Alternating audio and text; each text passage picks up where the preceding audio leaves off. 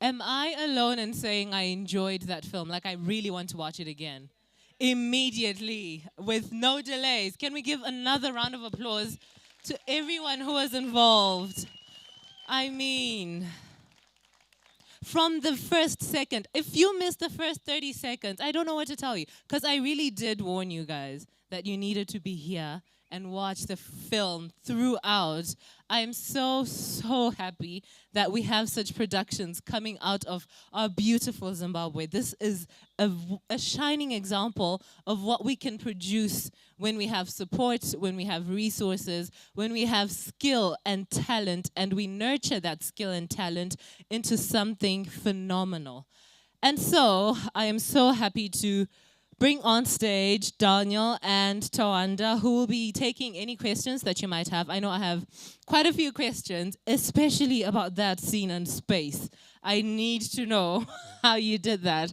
But I will be walking around with the mic, so if you do have a question, just put your hand up and I will come right to you. Yeah, so I'm coming right down. Who has a question? Okay, so then I'll work my way back. I guess that's how it's going to work.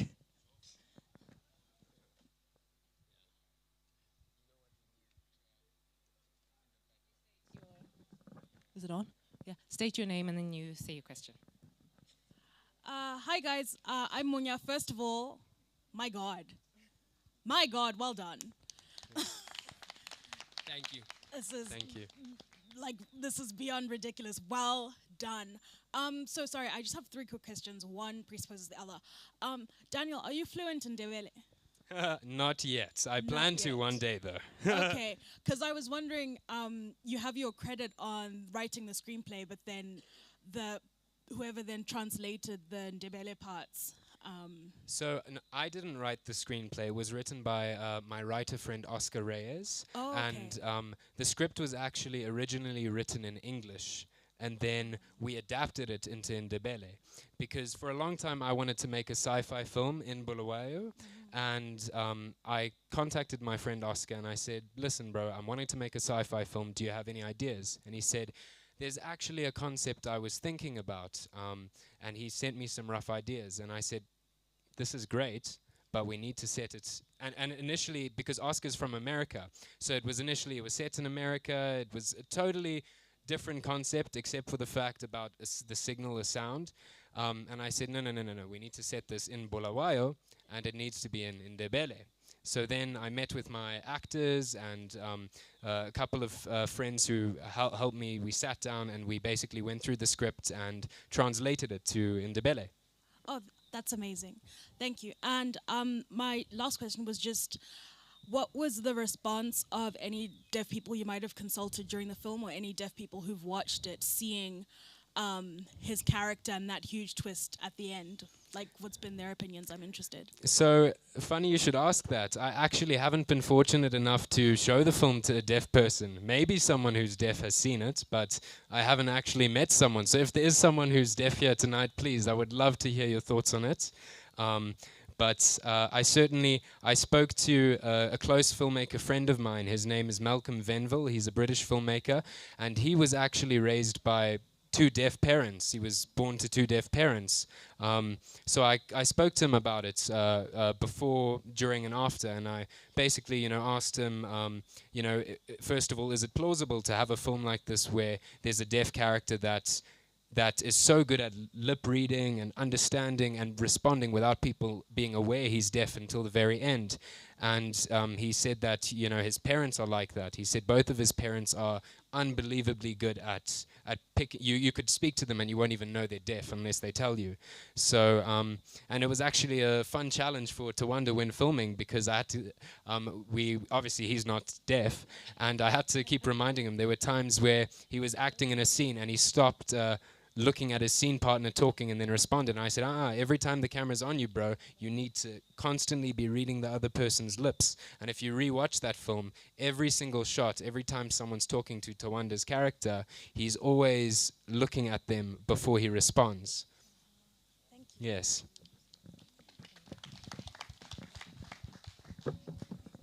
Hello, my name is Siano. During the film, I noticed that there's a little person in your There's a in your what? film. There's Little, a little person. Daniel Nyalila. Yeah, Um, it was a little person. So for me, that was a major, like a wow moment. And why it's so, it's because the way you cast him is different from the way little people are always cast in Yes. film. So I wanted to understand, how did you approach him to be in the movie, and how did you convince him to be in the movie? Because if someone comes to me and says, "Can you be in our movie?" the first thing I ask is your script intelligent or is it dumb? Because a lot of times people want to cast me in very dumb situations, and I'm like, no.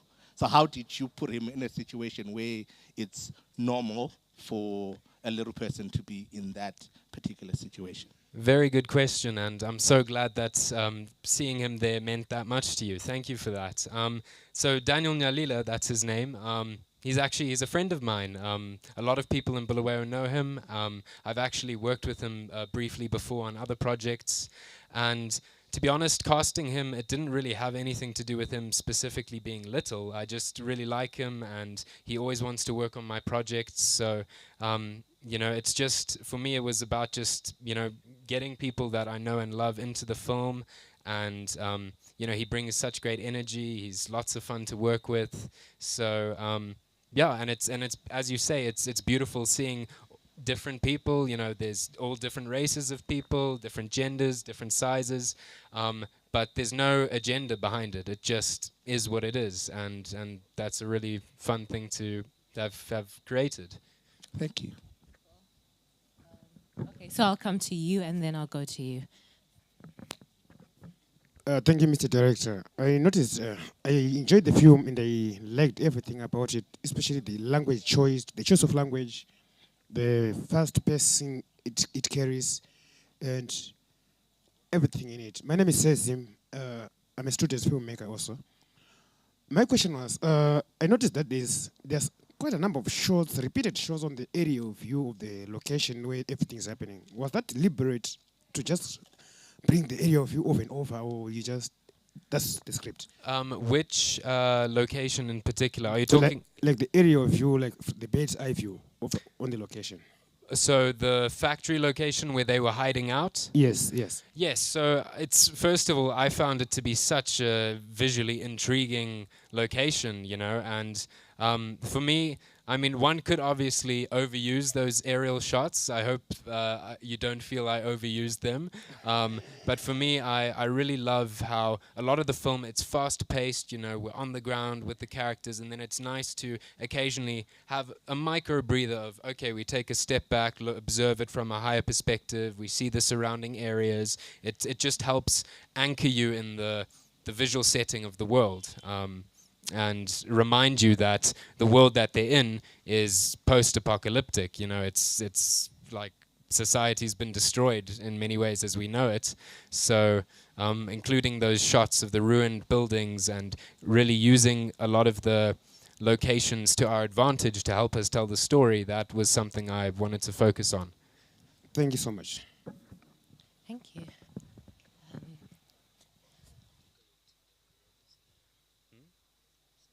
Good evening, gentlemen, and well done once again to the cast and the crew. I'd like to hear from both of you, so I've got two questions. The first one is, it's an 18-minute film, but the character development was incredible in such a short space of time. Usually what takes 90 minutes to fully develop was done in literally maybe 5 minutes or so. How did you do that? And then secondly, are you taking this onto any short film festival circuits? Thank you. So, first of all, short film festival circuits, we've submitted it to several international festivals. A lot of them we'll be hearing back from in the coming weeks and months. But as I mentioned before, the film recently got selected for the prestigious Film Quest Festival in Utah, which is happening end of next month. And it's really an honor to be, thank you, to be a part of that festival. Also, Brooklyn in New York, we've been selected for the Brooklyn Sci-Fi Film Festival as well. But yeah, you guys are the second public audience we have had, aside from the Bulawayo premiere. So thank you for coming and being some of the first people to witness this film. And then the first part of your question, the character development in such a short space of time. So it's obviously the script played a big part in that, but then also I was adamant about doing a lot of rehearsals. The beautiful thing is the main cast was only 3 characters, but for most of the time the 2 characters until Mary makes her appearance, her entrance.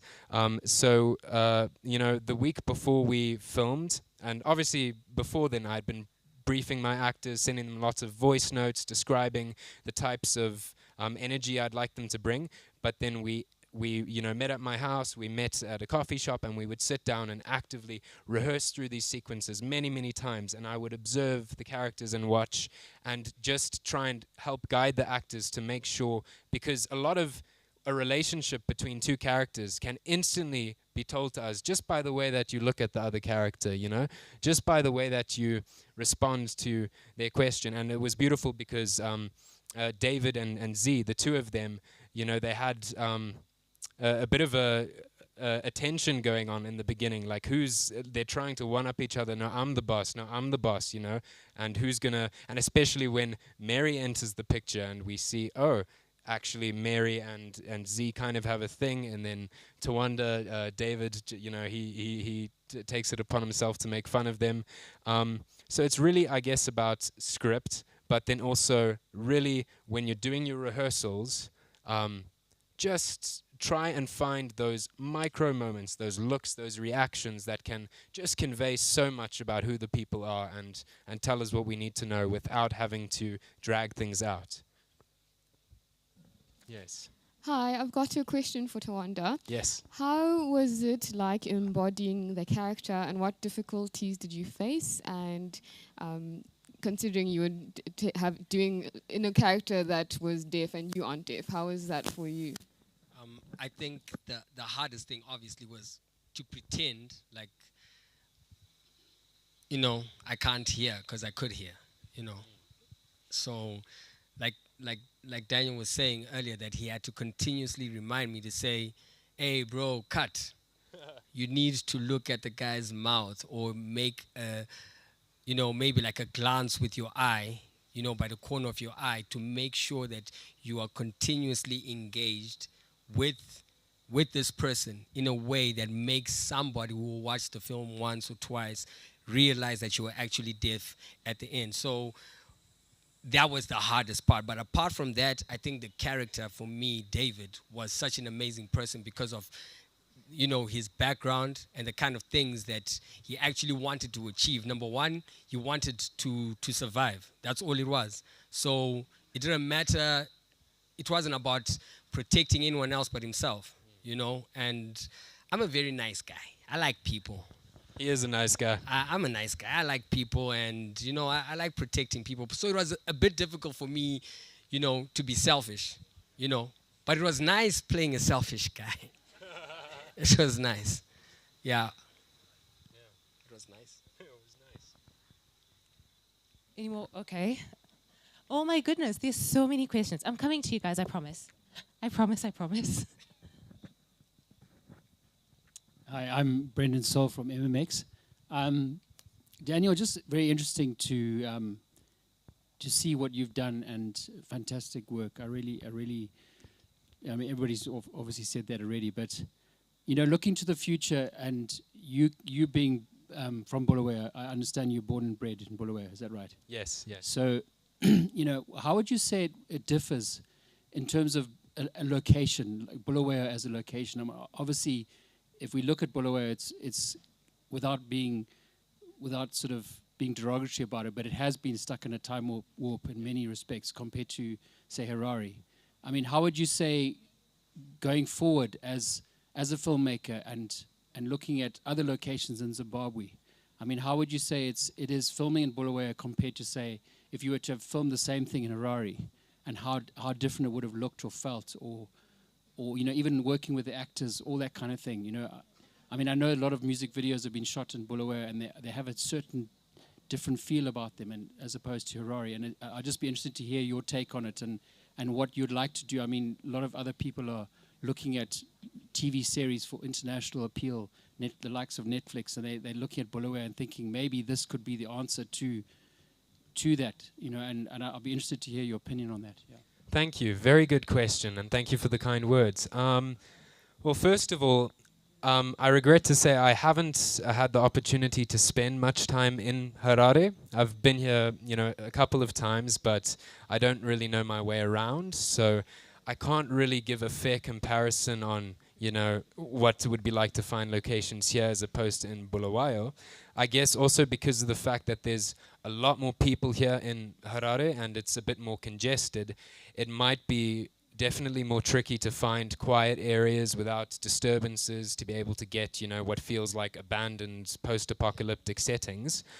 But one thing I love about Bulawayo is it's got a huge variety of locations. You can go to certain parts of town and the suburbs and you find stuff in pristine, beautiful condition, and then you go to other parts and it's the complete opposite. And there's also something interesting about the lighting in Bulawayo. I think it might be because of how flat it is and also because of the dust in the air. I'm not really sure, but I've noticed every time I whip out that camera in Bulawayo, the light it hits the screen differently. And I think that also because Bulawayo has a lot less going on, it's a lot more. Every time I'm in Bulawayo, I find time moves slowly, and I mean that in a good way. I find myself at peace. I can get a lot more done in the day than if I'm in, whether it's Harare or Cape Town or a much busier, more congested city. So just in my personal opinion and what I found making the movie, it really allowed me to get a lot done in a day, and with my team go into detail to capture the locations in the way we needed to, and if you need to go back to a certain location to get pickups or something like that, it just I don't know. For me, I personally haven't shot a film in Harare. I haven't made one, so I can't speak to what it's like to make a film here. I've acted in a movie here, which I really enjoyed doing, but that's acting and directing are two completely different ball games. But what I can say is I love making movies in Bulawayo, and I think it's a fantastic environment to do it in. Yeah. Great, thank you.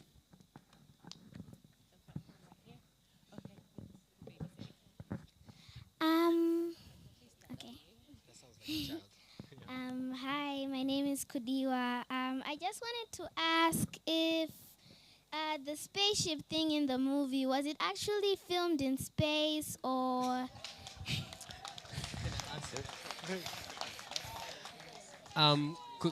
Kudiwa, Yes. that particular, you saw that spaceship? Yeah. We actually went to space. We did. Oh. So we actually went to space, and the reverse shot, the reverse shot where you see the spaceship coming and then you see the back of the spaceship and then it shoots that that thing. Yes. Yes. Everything happened in space, baby girl. Yeah. Okay, thank you. Yo, what up? So I was watching the film and whatnot, right? So I was like checking the cinematography and the editing, like the sound and everything. So now my thing is like, I'd really like to know like how you pulled that off, like the way the visuals and the sounds and even when the people were like zombies, like when the demons were like attacking them and their eyes turn black. Like, I'd like to know, how did you do that? Is there some software that you use to do that? Because I haven't seen that in Zimbabwe like ever since. Thank you. So, so the cinematography, all the shots were shot by me with a Panasonic GH5. It's nothing major, but it's a beautiful little frugal camera. And we had a lot of fun shooting it. I'm a self-taught filmmaker, and a lot of what I know I taught myself using that little camera. So I taught myself basically how to use it to to its max, you know, to get the results that I want to.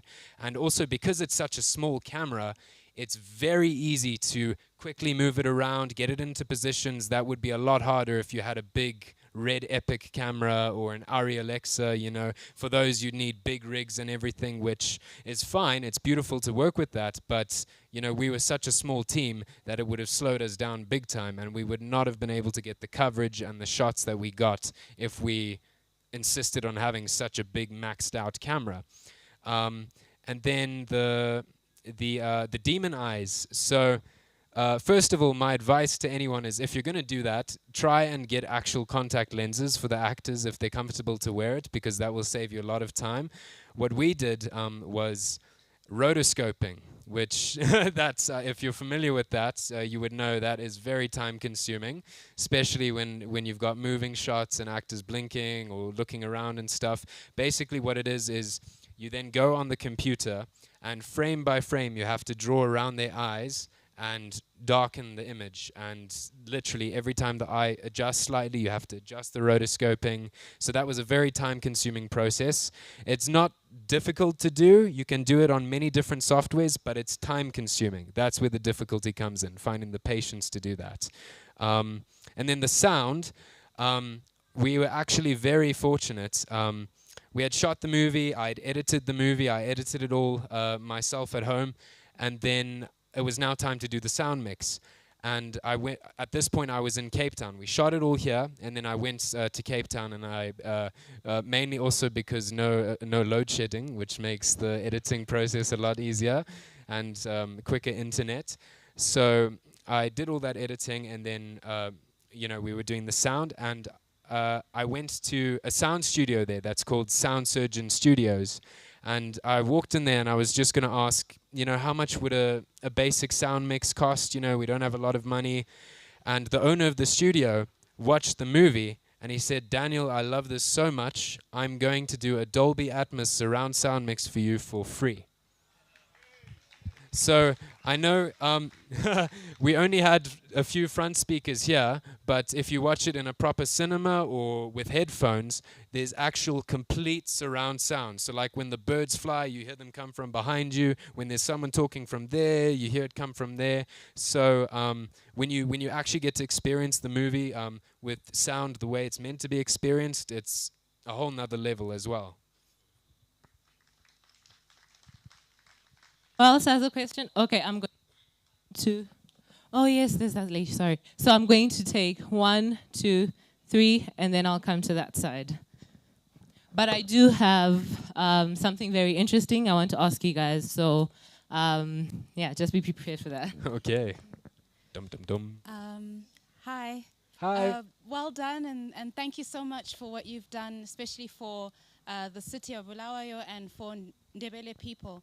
I wanted to ask about the musical score and if the soundtrack is available. And also, did you use artists from Bulawayo or Ndebele artists, local artists, or did you use South African music? I couldn't, yeah. Yes, we use South African music. No, I'm playing.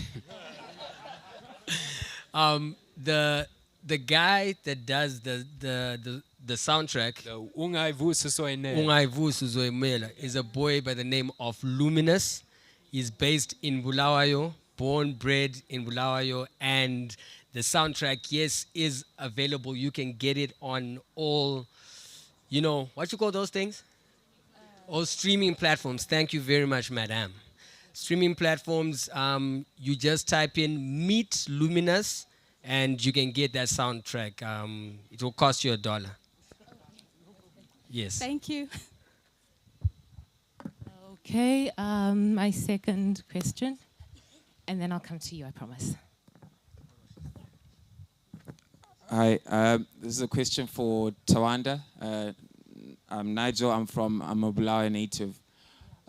We've seen you, if anyone's from Bulawayo, most of us, at least the young people around, you know, this past generation, maybe the younger guys, they may not know you, but we know you as a Bulawayo artist. You've developed as a dancer into a musician. You are a young godfather of the Bulawayo arts, and we appreciate you and we support you with everything that you're going to do. So I just wanted to give you homage while you still live, give you your flowers. You're amazing. We support everything that you're going to do. We're always going to have you back. My question is, transition. This is the first time we've seen you on screen. Has this been a quiet love of yours that you've never had a chance to express? Or is this you finding yourself again as an artist and evolving? And talk to us about the process of shifting from music to then becoming an actor. Is this something that you've always wanted to do, or is this a new page of you discovering yourself as an artist? Thanks for that, Nigel, and thanks for the flowers, buddy. I like flowers. So, I've always loved acting. I started acting when I was in primary school. My first debut big screen thing was on... I'll end up revealing my age. Let me not tell you that. But it's a secret. Yes, it's a secret. So only Nyasha knows my age. Nyasha, I'm watching you. So you have, I've always loved acting, and I did acting in primary school, but I had never come across somebody I could actually engage with and act things that were not... I know I'm going to sound a bit bad, but let me just say it. A lot of Zimbabwean content tends to be edutainment, you know, and edutainment doesn't necessarily capture international markets, you know. It's good to educate people, which is great, but there's also creative ways to do entertainment and still educate, you know. And I feel I had not yet come across somebody that I could work with who could really tap into that. So the first time I worked with Daniel was on my music video called Yimlo. And that was the first time because I'd seen him acting. I was like, yo, this dude is an amazing actor, so I wanna work with him. And then after that, I figured out that this dude is doing a lot of productions, so I just started tailing him. Like, you know, every time he had a production, I'll call him. I'm like, bro, why am I not on that thing? Bro, why am I not on that thing? You know. So the day he called me and he's like, yo, bro, I want you to be the protagonist on this particular thing. I was like, bro, let's do this. And then next thing is like, by the way, there's a twist to it. It's in Ndebele. And number one, I'm not as fluent in vernacular, period. Whether it's Shona, whether it's Ndebele, I'm not that fluent. But I took the challenge because I knew that this is something that Zimbabwe needs. You know, this is something that the next generation of filmmakers needs to start looking into and understanding that, look, we can create content in our mother tongue, whether Shona, Ndebele, Tonga, whatever. We can create that, and it still competes on a national level. I mean, international level. Right now, like Daniel has already said, we are in Film Quest, right? And there was 1,567 submissions globally, and this film made it. So that says a lot about the quality and the appreciation of our mother tongue in other places. So, yeah, bruh, we're doing this, brother. We're doing this. Hi, my question is quite simple, but first off, let me say that this movie was amazing. It's actually, I'm very picky about the type of movies I watch, and this one was really, really, really great. Thank you. And Thank you. I wanted to ask if this would be available to social platforms like, I don't know, YouTube or TV, because I want to watch that again. Thank you. So the film will be made available online for everyone to watch as many times as they want, but only after it's gone to all of its international film festivals. So we don't have a date yet, but unfortunately, probably only early next year it'll be online. So you guys are really lucky because there's a lot of Zimbabweans who weren't able to attend the Bulawayo premiere and weren't able to attend this premiere, and they're busy saying, when can we watch this? You know, but unfortunately they have to be patient. But thank you. You will have it one day on your library there to watch 50 times if you want. And maybe tonight might be a lucky night, depending on how you respond to what I'm about to say. So, if you want to continue Q&A, please give us a round of applause. Do you want to continue Q&A, or do you want to watch the film again? There we go. Oh my gosh. Okay, so it's not. Are we Excuse shutting me. Q&A down? Guys. Shut it down. Guys, Shut guys, it down. guys, we got so Okay. much. We got so much we want to tell you. You know. They said keep quiet, bro. Oh, okay. So you want to watch the movie again? Okay. Oh, okay. Okay. Okay, so Make sure you guys enjoy and pay attention, because this will be the last time you see it for a long time. Okay, until next year. So take it all in. Thank you. Thank you. all right. So I am going to ask that we noticed in the first screening that the sound is really great at the back, but when you're in front, it probably gets a little too loud. If you would like to just move to the back just a little bit, maybe a couple rows back, I think you'll have a better experience of it.